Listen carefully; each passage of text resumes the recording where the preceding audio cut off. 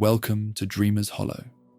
Tonight, we are taking a journey to the world of Skyrim, a land of ancient stone, bitter cold, and a civil war that has torn its people in two. But in the harshest of places, sometimes the most unexpected bonds are forged. This is a story about two soldiers on opposite sides of that war, and what happens when the wilderness forces them to see each other as something more than enemies. If you enjoy these stories and want to hear more, don't forget to subscribe. It means the world and helps Dreamer's Hollow grow. Now settle in, get comfortable, and let's begin. He heard them first, that low, wet argument of birds feasting, and he followed the sound up the hillside with his sword already drawn, though his sword arm was nearly useless. Something in his shoulder had torn during the fall. He couldn't say when exactly, somewhere between the first Forsworn war cry and the moment he'd woken face down in a creek bed with cold water in his mouth and 3 of his brothers in arms dead around him. That had been before dawn. The sun was high now, pale and thin through the clouds the way it always was in the Reach, like the sky itself was reluctant to commit to the place. He crested the ridge and stopped. The ambush site was worse than he'd feared. 8 Stormcloaks. He counted them without meaning to, the way soldiers do, not out of sentiment, but out of habit. The same instinct that counts arrows in a quiver or logs in a stack. 8 blue cloaks scattered across the narrow pass like broken things, the snow around them gone dark. The Imperials had taken casualties too. He could see at least 4 of them, their red cloaks bright against the grey stone even now. But the Forsworn had taken everyone else. That was the thing nobody told you about the Reach before you were posted here. The Forsworn didn't care whose side you were on. Edvar moved through the sight slowly, checking each of his men. He already knew what he'd find. He'd been doing this long enough. Hjalfi, the big one from Riften, who'd kept everyone's spirits up with terrible jokes, gone. Torsten, who'd had a wife and a daughter back in Windhelm, and who'd kept a small carved horse in his belt pouch as a charm, gone. Ulfgar, who Edvar had trained with, had sparred with, had shared a fire and a bottle of mead with outside Windhelm on the night before they'd both taken their oath, gone. He crouched beside Ulfgar for a moment and said nothing. There were no words that seemed appropriate, and he'd always distrusted men who found it easy to say beautiful things about the dead. He just stayed there until the cold made his knees ache, and then he stood. That was when he heard the breathing. It was coming from behind an overturned supply cart. Imperial from the markings, which meant this was what had remained of the convoy they'd been sent to intercept. Edvar approached carefully, sword raised, and found a man propped against one of the wheels with a Forsworn arrow broken off in his thigh and both hands pressed hard around the shaft. Imperial, Redguard, older than Edvar by at least 15 years, with the look of a man who'd seen enough campaigns that pain had become something he managed rather than feared. He looked up at Edvar with dark, steady eyes and said nothing. Edvar looked at him for a long moment. "How many more of you?" he said. "None," the man said. His voice was even. "Just me." Edvar looked back across the pass. Crows, dead men, the wind coming down off the mountains with that particular Reach coldness that felt personal somehow, like it had chosen you specifically. "Stormcloaks?" the Imperial asked. "What's left of them?" Edvar lowered his sword slightly, though he didn't sheath it. You have a name? Calvus Maro. 2nd Legion, Markarth Garrison. A pause. You? Edvar, Snowstride. He said it the way all Nords said their names, the family name last, earned rather than inherited. He'd gotten his after a winter march that had nearly killed his entire unit 2 years ago. He'd navigated them home through 3 days of blizzard, with nothing but instinct and stubbornness. He wasn't sure the name still fit. He wasn't sure he was still that man. Calvus looked at the arrow in his leg with a kind of clinical detachment. I can't walk far on this. No, Edvar agreed. We're deep in Forsworn territory. They'll come back to finish the looting by nightfall, possibly sooner.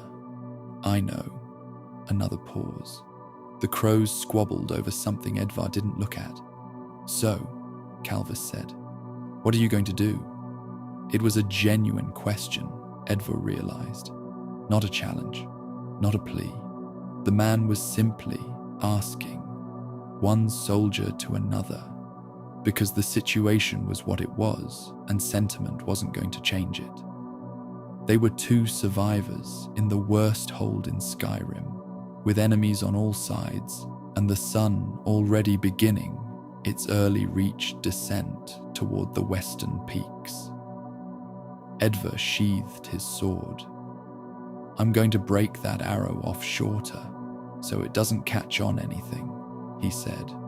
And then you're going to walk as far as you can, and I'm going to help you when you can't. We're going to get out of the reach. Calvus studied him for a moment with those steady, dark eyes. I'm your enemy. You're the only other living person in this pass, Edvar said. Right now, that matters more. He'd been to the Reach twice before this posting. The first time he'd been a boy of 11, traveling with his father on a trading run from Windhelm to Markarth. He remembered the road more than the city, the way the landscape had shifted so dramatically as they'd crossed the border from Whiterun Hold, the flat plains giving way to these brutal, ancient hills, all exposed rock and sparse twisted trees and rivers that cut through stone like they were making a point. His father had told him the Reach was the oldest part of Skyrim, that the stones here remembered things the rest of the province had forgotten. The second time he'd been 19 and newly sworn to the Stormcloaks, marching with a column toward Markarth as part of Ulfric's push to retake the city. He hadn't understood then what he was marching into. He'd understood it only later, after Markarth fell, and the things that happened in its streets happened, and the things that were done to the Reachmen were done. And Edvar had stood in a courtyard watching, and had found something troubling in himself. Not guilt, exactly, but a question he couldn't quite form. He was 23 now. He understood more than he wished he did. They moved in silence for the first hour, Calvus bearing his injury with a grim competence that Edvar found himself quietly respecting. The Imperial had accepted the field dressing without complaint. Edvar had used cloth torn from a dead man's undershirt, which was grim work, and Calvus had watched him do it without flinching. The arrow was still in the leg. Pulling it would bleed him out faster than the wound itself would. Better to leave it and move. They headed east, away from Markarth, angling toward the high pass that would eventually bring them down into the Karth River Valley, and from there, given enough days, toward the borders of Whiterun Hold. It was not a short journey. The Reach did not do short journeys. You know this terrain? Calvus asked, when they'd climbed high enough that the ambush site was lost below them.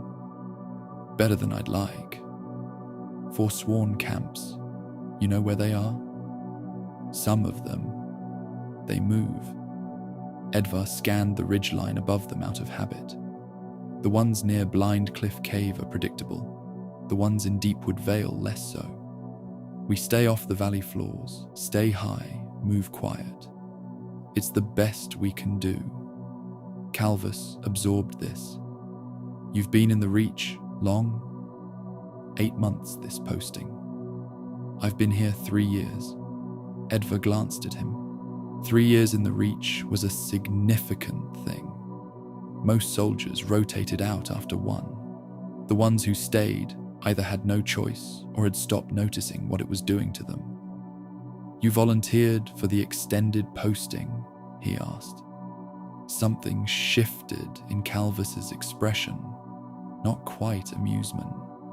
No. I got on the wrong side of a legate who had friends in the posting office. He paused. And then I stayed because I started to understand the place. That's a dangerous thing to do with the Reach. Understanding it, caring about it. He said it like a confession. Once you start caring about a place, you can't just pass through it anymore. Edvar said nothing. He recognized the feeling. They sheltered that first night in a shallow cave above the snowline, a natural hollow in the rock barely large enough for 2 men and a small fire.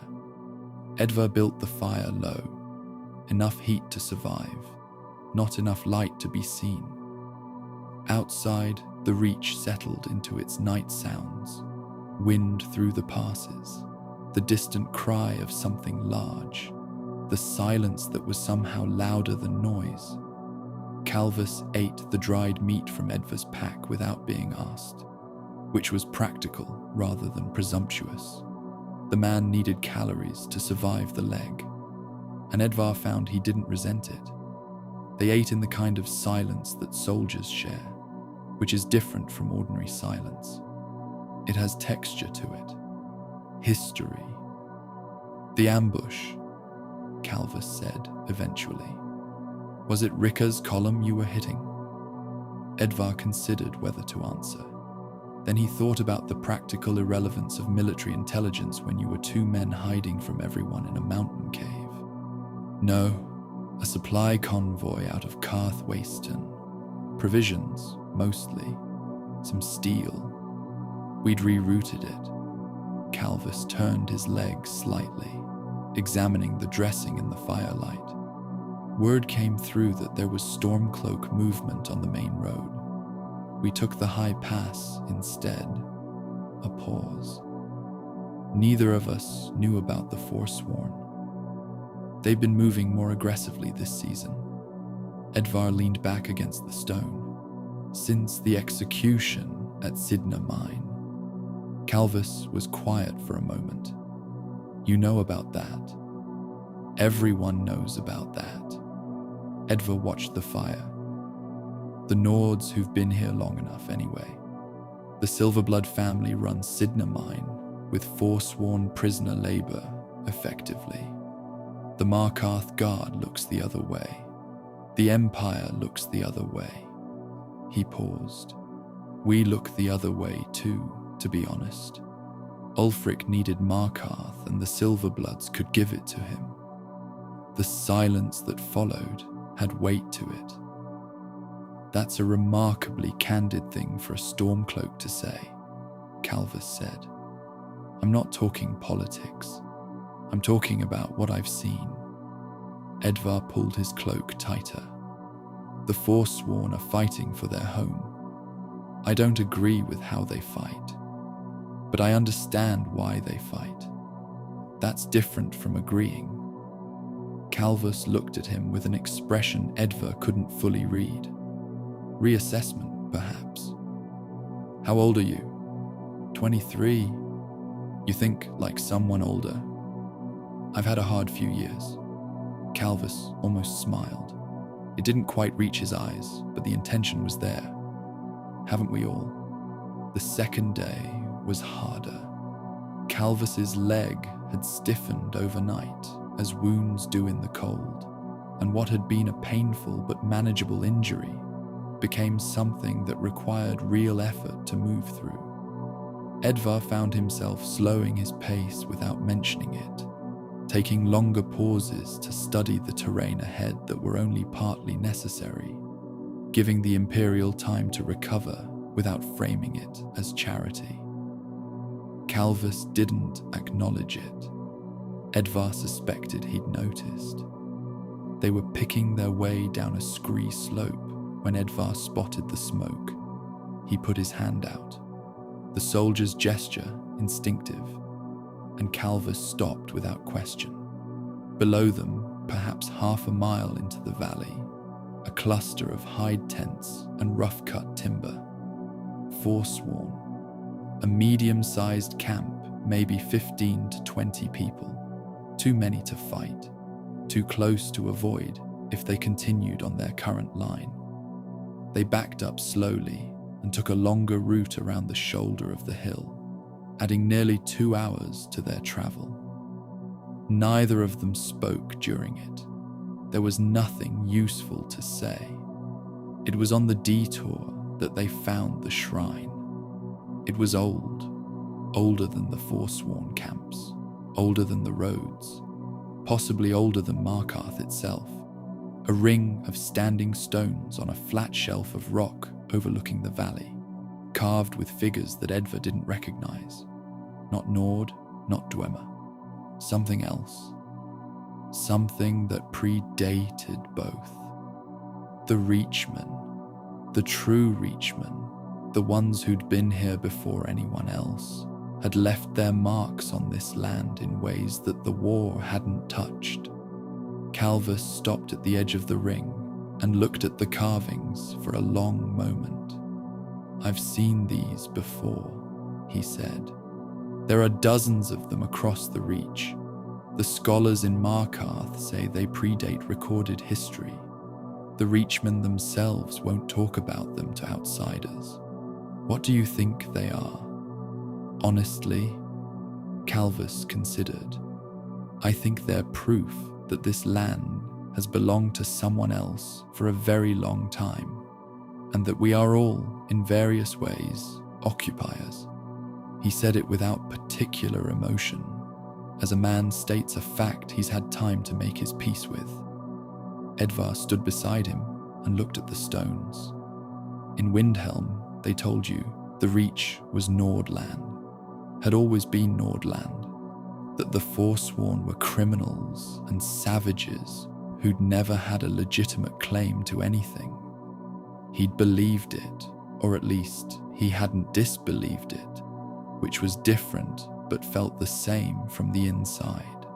Standing here in front of stones that had been carved before Ysgramor had ever set foot on Tamriel's shores, it was harder to hold on to. "My father told me the Reach was ancient," Edvar said. "He said the stones remembered things." "Your father was right." Calvus turned away from the shrine and began walking again. It's a pity more people listen to their fathers. That evening, they found a Reachman, not Forsworn, or at least not obviously. He was old, which was notable in itself. Forsworn fighters rarely lived to be old. He was sitting outside a small shelter built into the lee of a rock formation, tending a fire with the unhurried attention of someone who had nowhere particular to be, and he watched them approach without alarm or welcome, simply with attention. Edvar had his hand on his sword before he'd consciously decided to. Calvus put a hand on his arm. "He's alone," Calvus said quietly, "and he's not running." They approached slowly. The old man watched them. He had the dark braided hair of the Reachman, now shot through with grey, and markings on his face in the style of his people. Not the war paint of Forsworn, but something older and more deliberate, He spoke first, in accented but comprehensible common tongue. "A Stormcloak and an Imperial," he said, "walking together in the Reach." He paused. "The mountains must be stranger than I thought." "We need water," Edva said, "and we'll pay for anything else you can spare."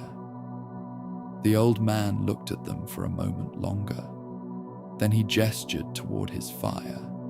His name was Madanax something. He gave a name in the Reachman tongue that Edva couldn't fully catch and didn't ask him to repeat. He was, he said, a healer of sorts, had been a priest of the old ways once, of the hag ravens and the old gods of the Reach. But he was too old for that life now. And the Forsworn didn't always want old priests around when there was fighting to be done. He seemed unbothered by this. He looked at Calvus's leg with professional interest and produced a poultice from a cloth bundle that smelled of things Edva couldn't identify. Edva watched him apply it and noted that Calvus allowed it without hesitation. The man had made the pragmatic calculation that a Reachman healer's medicine was better than a slow death from infection, politics aside. "You come from the pass above Broken Tower," the old man said. "It wasn't a question." "There was a battle," Edva said carefully. "There is always a battle somewhere in the Reach." He rapped Calvus's leg with practiced efficiency. "Your people fight over this land. The other people fight over this land. My people fight over this land. The land itself does not care. The land will still be here when all three sets of people have gone." "Do you know a safe way east?" Calvus asked. "Toward the Karth River Valley." The old man was quiet for a moment. "There is a way, through the old roads, not roads you would know. Reachman roads." He looked between them. "I will tell you this way, in exchange for something." "What?" Edva asked. "Tell me why." He looked at Edva specifically. "You, Stormcloak, why do you fight?" It was such a simple question that Edva almost laughed. He'd been asked it before, of course, at recruiting, at the oath-taking, by his mother in Windhelm before he'd left. And he'd always had the answer ready. For Skyrim, for the Nords, for freedom from the Empire and its white gold concordat that had banned the worship of Talos, had sold away the dignity of every man and woman who'd grown up leaving offerings at Talos shrines on cold winter mornings. He opened his mouth to say it and stopped. The words were true. He believed them. But standing in the Reach, looking at an old man whose people had been here before the Nords had arrived with their claims of ancient right, with Ulfric's voice in his memory and the memory of Markarth's courtyard in his mind, the words felt incomplete in a way they hadn't before. "I fight because Skyrim should be free," he said slowly. "Because the Empire signed a treaty that betrayed everything it was supposed to protect. Because Talos was a man who became a god, and he was one of us. And they told us we weren't allowed to believe that anymore." He paused. "But I've been in the Reach long enough to know that freedom for Skyrim doesn't automatically mean freedom for everyone in Skyrim. And I'm not sure what to do with that yet."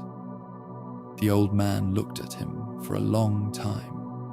"That," he said, "is a more honest answer than most men give." He reached into his bundle and produced a small piece of hide with markings scratched into it, a map of sorts. "The path east. Stay above the first tree line. Cross the river at the 3-stone ford. Follow the old cairns when you find them. They are ours, not yours, but they will lead you right." He pressed it into Edvar's hand and said nothing more. They walked into the third day without speaking much about the conversation.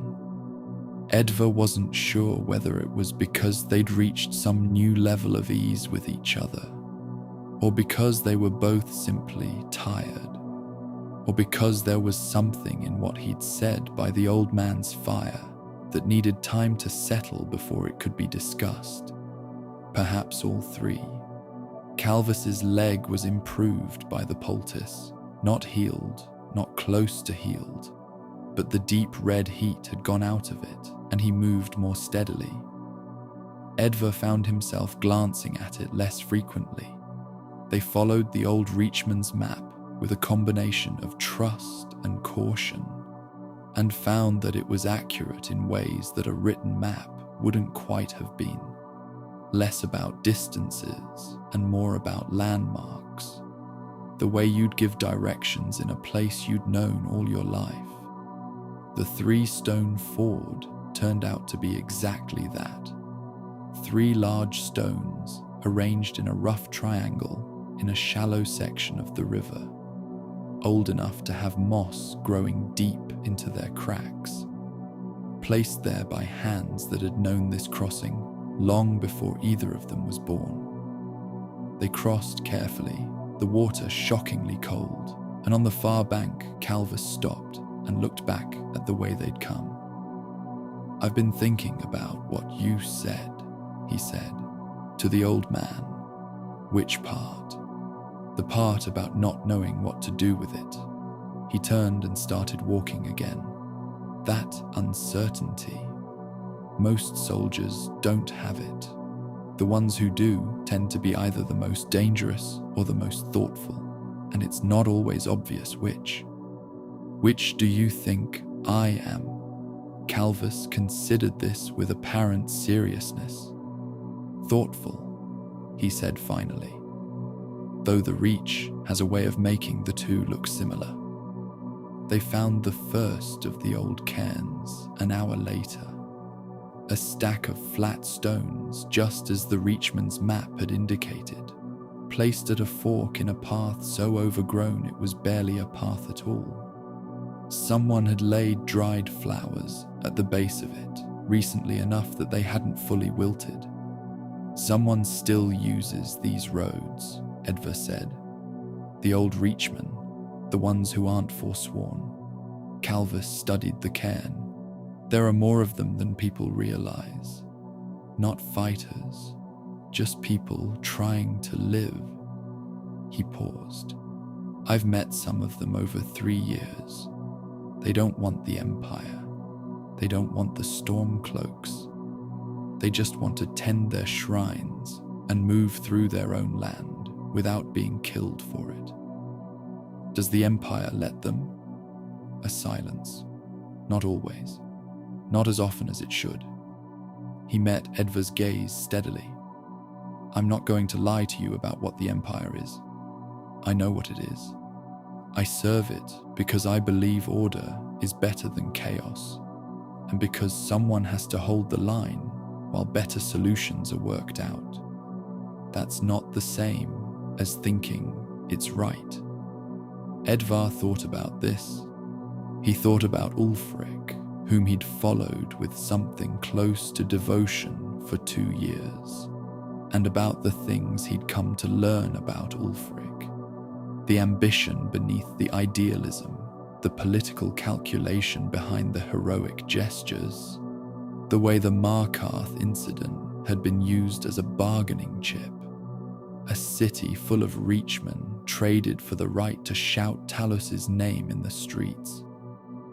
Ulfric wasn't wrong about Skyrim's right to self-determination. He also wasn't purely right about anything. "I don't think I've ever met an honest Imperial soldier before," Edvar said. "I don't think I've ever met a Stormcloak who questioned the cause he was fighting for. I haven't stopped fighting for it." "I know," Calvus said. "That's what makes it interesting." On the afternoon of the third day, they almost died. They'd been navigating a section of narrow path along a cliff face, moving carefully, when Edva spotted the Forsworn scout above them. He grabbed Calvus's arm and pulled him flat against the rock face, and they stood very still for what felt like a long time, while the scout, a young man barely older than Edva, in the red-painted armor of the Forsworn, scanned the valley below without looking down at them. Edva had his sword half drawn. Calvus had gone utterly still beside him, breathing shallow and controlled. The scout moved on. They stayed pressed against the rock for another count of 50. Then Calvus exhaled slowly. "Good eyes," he said quietly. "You were quiet," Edva said. Old habits. They moved on in silence, faster now, not speaking again, until they'd put a full ridge between themselves and the scout's position. When they finally stopped, both of them were breathing harder than the terrain warranted. "He was young," Edva said. Calvus looked at him. "Yes, younger than me, even."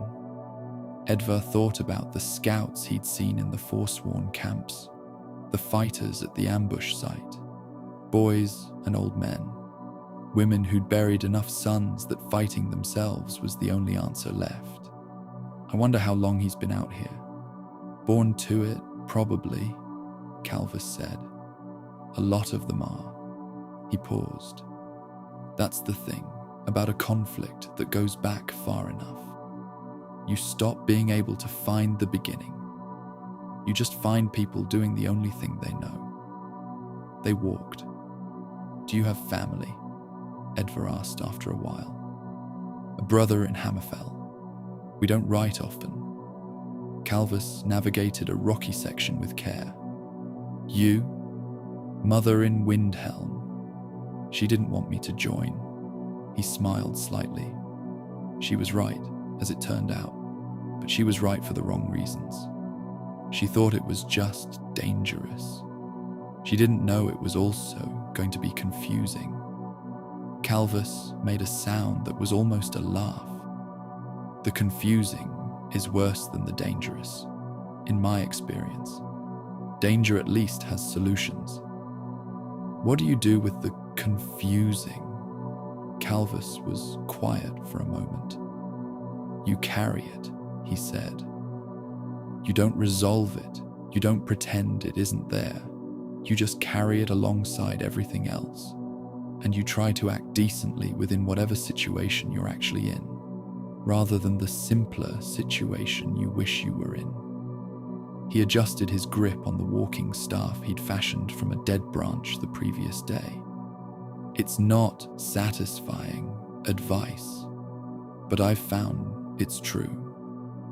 Edva considered this for a long time.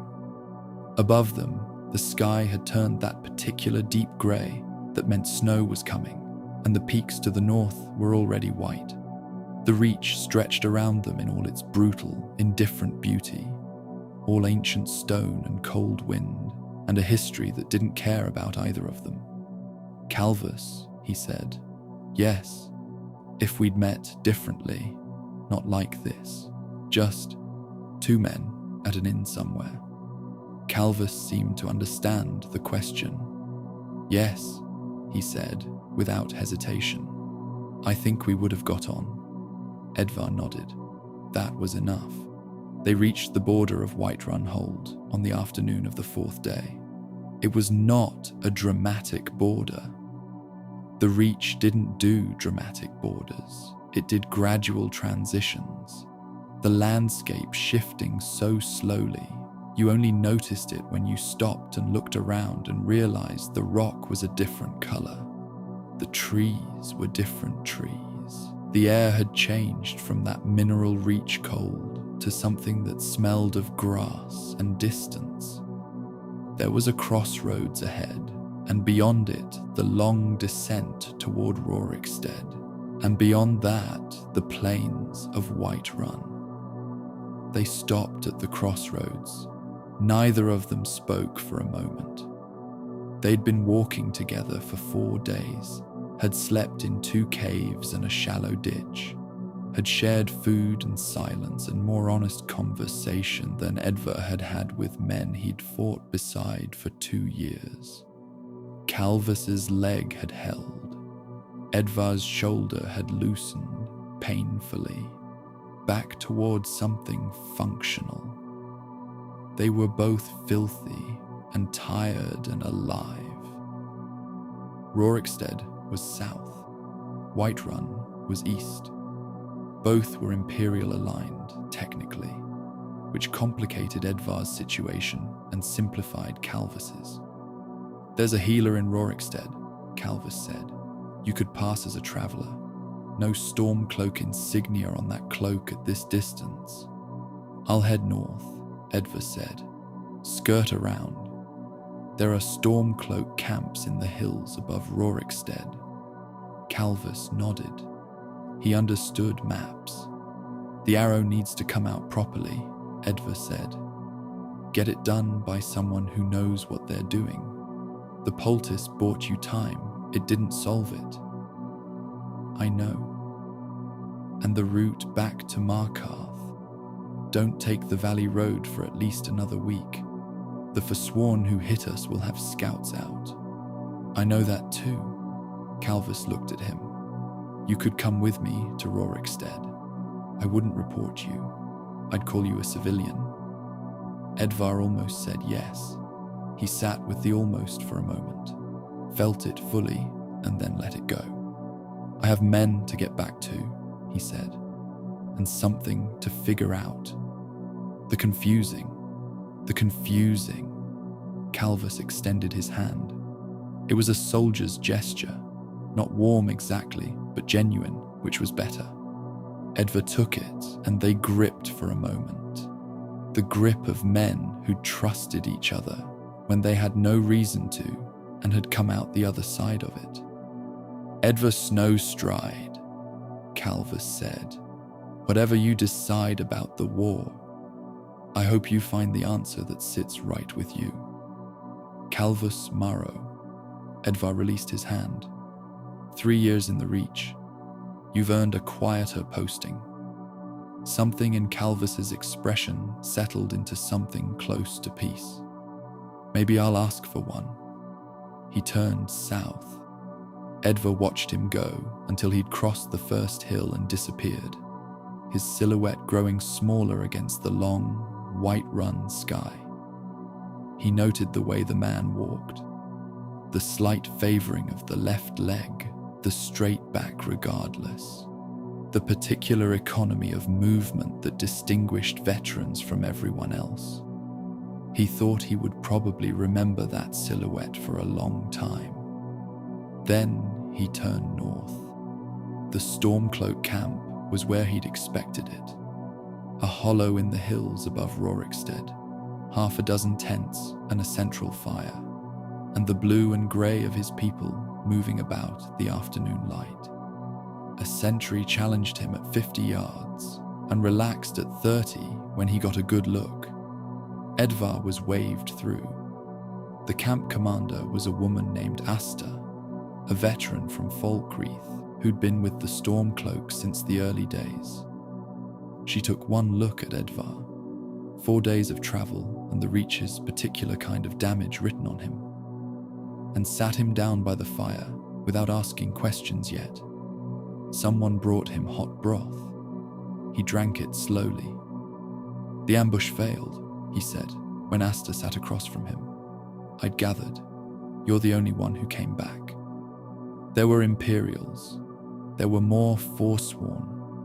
He stared into the fire. "The Forsworn hit everyone.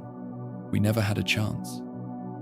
Asta absorbed this with the measured stillness of someone who'd received bad news, enough times to have learned its dimensions.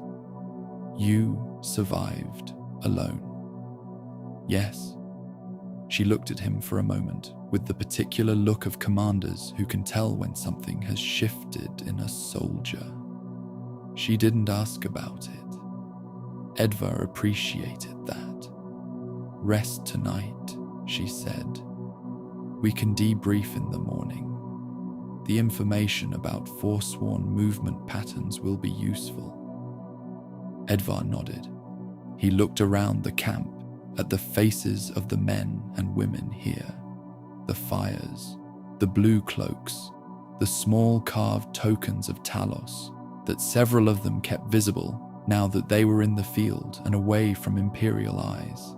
His people, his cause, the thing he'd given himself to. He still believed it. He was surprised to find that he still did.